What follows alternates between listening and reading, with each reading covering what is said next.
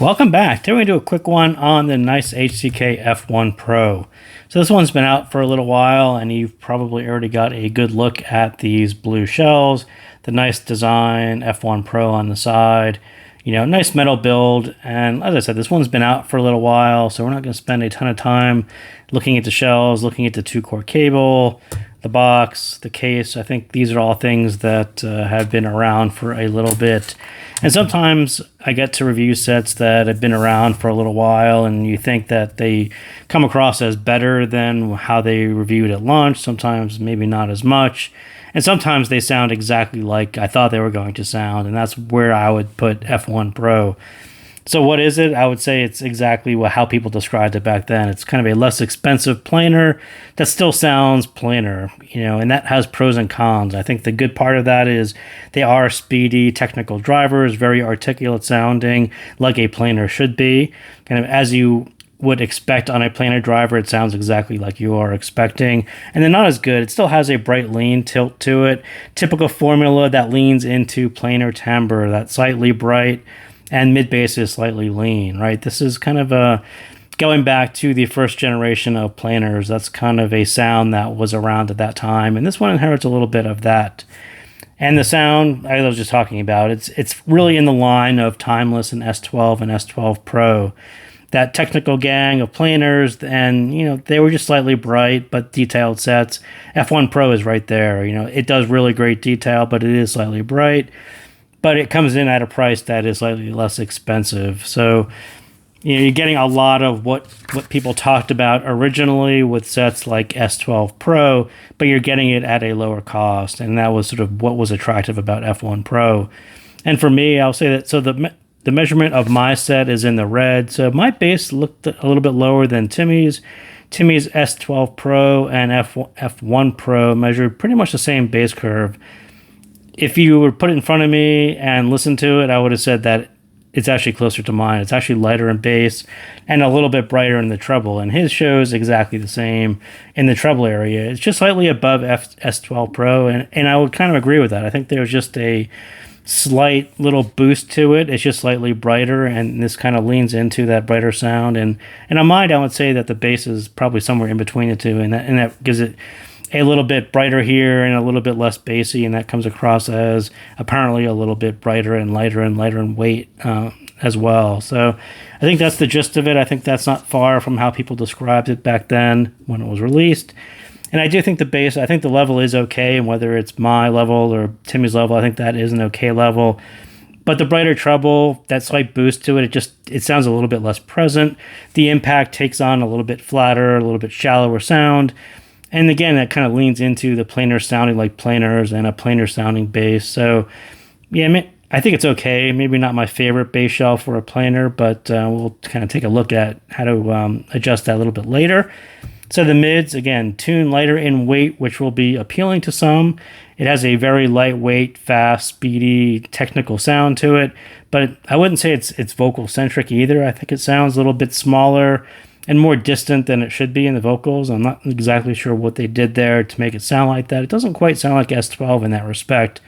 The vocals especially kind of came across a little bit different for me. Maybe it's just the nozzle or the tips or how the two interact, but it does present what people look for in planars. But it'd be nice to have a little bit more of a natural sound, and you would say the same thing about most planar sets.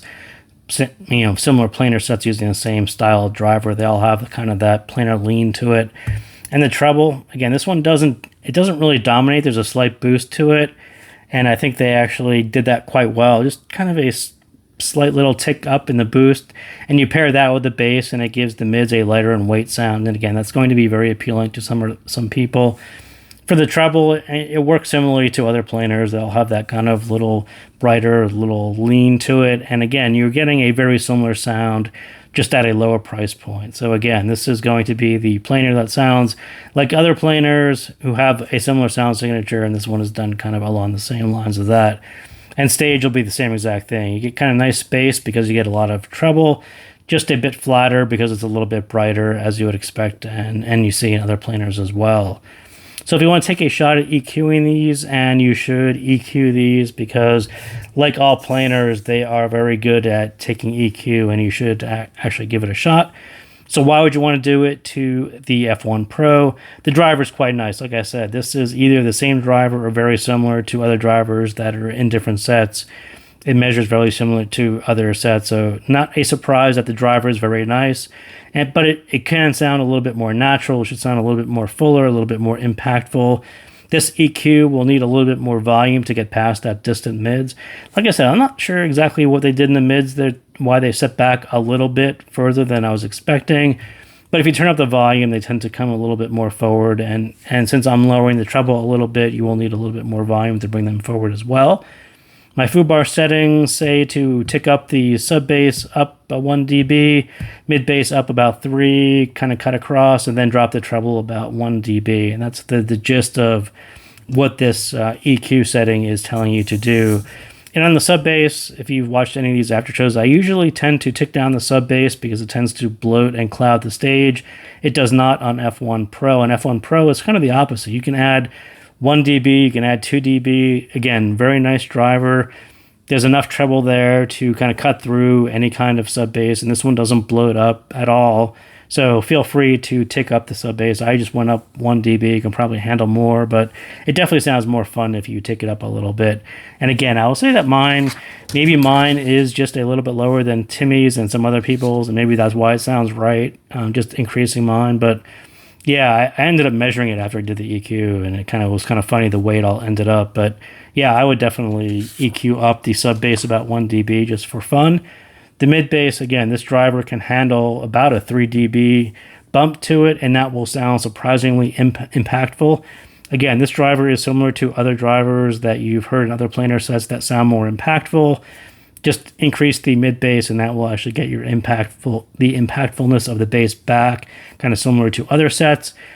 And it sounds like a different set when you do that. It sounds kind of at the same time, it really fills in the mids, and that sounds a little bit fuller. Gets rid of some of this little more distant, lighter and weight sound to it that it has out of the box. And then treble, about 2K to 7K, I just dropped at 1 dB just to take that thin edge off of it, sound more natural, lose a little bit of its planar timbre, and you put the depth back into the stage. So pretty simple, kind of little up, down for the treble, and that's not all that surprising when you look at this. Just bring this up to about where it should be, bring this whole section down about 1 dB, so it's kind of maybe sitting a little closer to the Harman target, and increase the mid bass here because the driver is actually very nice and can handle that with no problem. So that is what I got on the F1 Pro. So thank you guys again for tuning in, and I will see you next time.